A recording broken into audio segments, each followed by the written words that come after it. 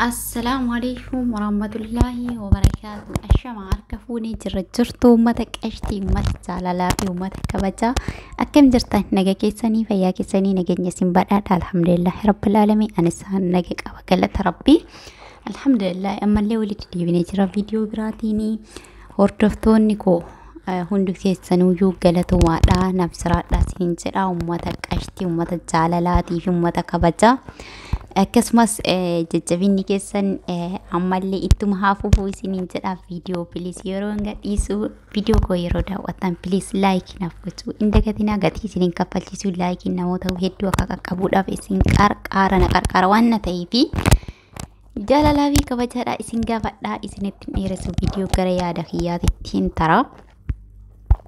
Inna lillahi wa inna ilaihi raaji'uun. Dhugaa dubbachuuf hedduu nama gaddisiisa wanni biyya keenya keessa dhagahamaa jiru jechuudha.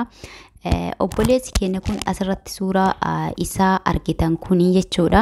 Obboleettii ofii ajjeesee erga ajjeesee booda waraanee bifa suukanneessaadhaan ajjeesee badee dhabame jechuudha.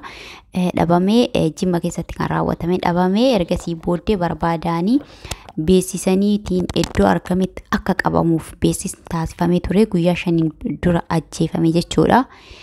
Badee dheessee eessaayyuu hin baane obboleettii ofii tiruu ajjeesee badee haala suukanneessaa waraanee ajjeesee albeedhaan waraanee ajjeesee biraa badee jechuudha. Garuu guyyaa 5 boodatti qabamee jira. Qabamee haala isin argitan kanaadhaan seera jala oolee jira. Murtii akkam akkatti kennan kam walimaan arginuu fi walumaan laallu ta'a jechuudha. Dhugaa nama gaddisiisa wanni biyyattii san keessa deemaa jiru nama jibbisiisaa.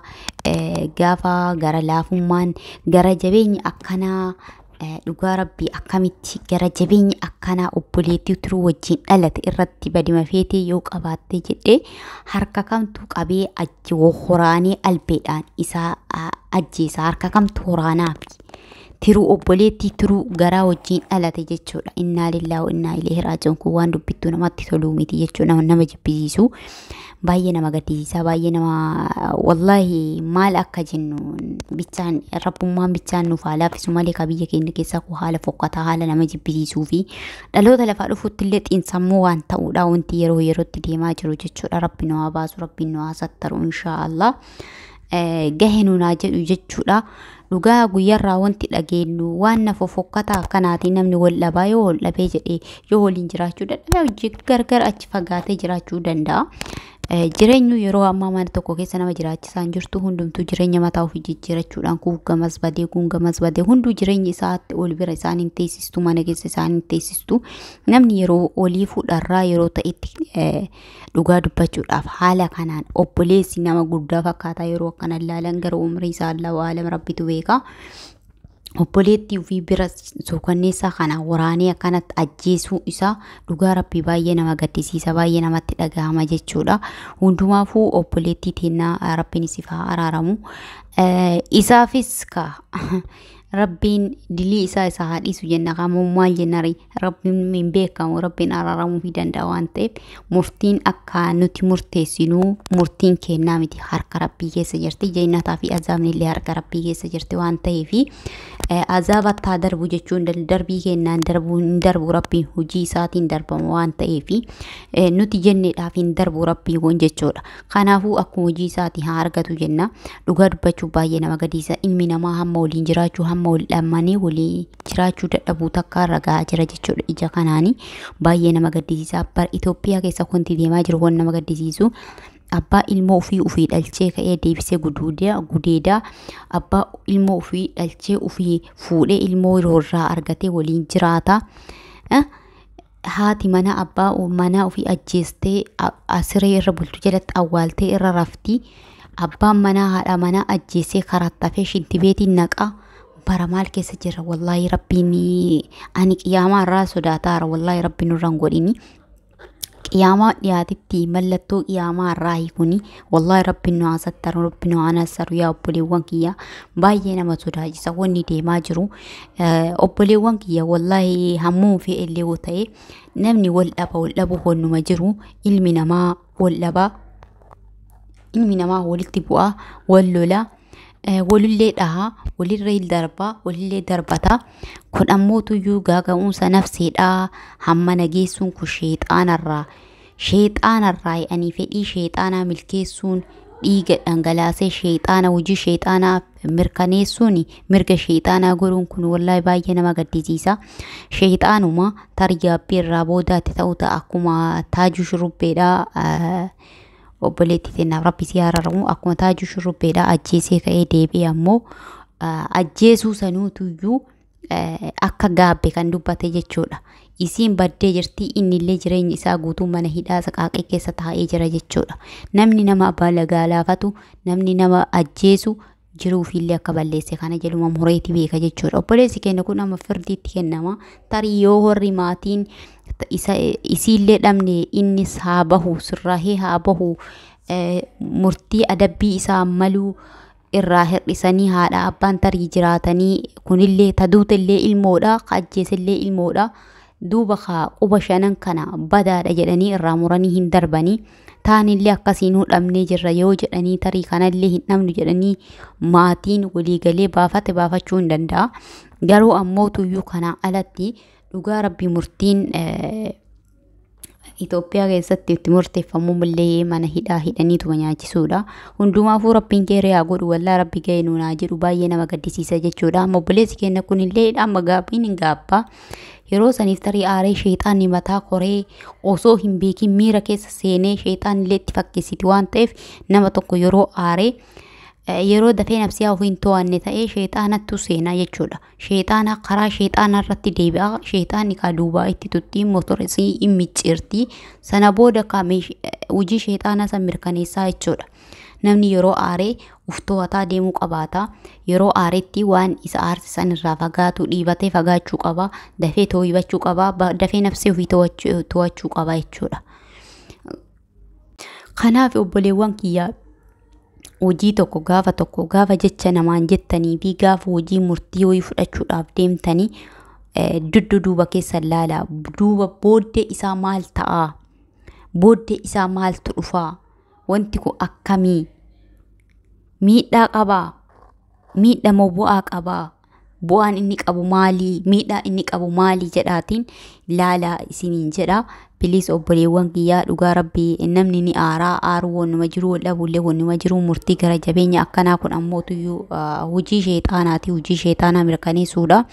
Rabbiin isin haa tiksuu, harka keessan isin haa tiksuu, du'aa yooliif godhaa, du'aa yooliif tikfadhaadha, du'aa uf tiksaadha, astaghfaaraa baay'ifadhaadha, zikrii baay'ifadhaadha. Rabbiin isin haa tiksuu, mara kennaayyuu nu haa tiksuu. Rabbii horraa karaa jallatilraa gorsee waldeeffatu nu haa taasisuu. Horaa karaa sheexaana wajjin deemu osoo hin taane sheexaanarraa karaa hin taanerraa deebi'ee wal gorsifatee warra waldeeffatu rabbiin nu haa taasisu inshaallah. Wallahi baay'ee namatti dhagahama, baay'ee nama gaddisiisa. Maatii fi firoottan isiitii sabriif jajjabeenya haa kennu, isii rabbii nama jeenataa haa taasisu.